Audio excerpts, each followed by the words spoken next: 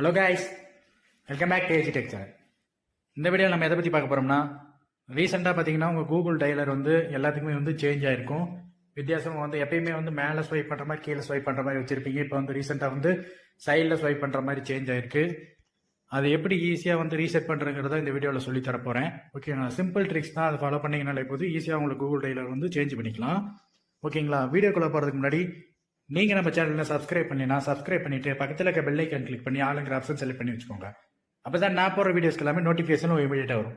நீங்கள் கொடுக்குற ஒவ்வொரு லைக்கும் சப்போர்ட்டும் தான் எனக்கு அடுத்தடுத்த வீடியோக்கு போடுறதுக்கு மோட்டிவேட் பண்ணுங்க. ஓகே கைஸ், வாங்க வீடியோக்குள்ளே போகலாம்.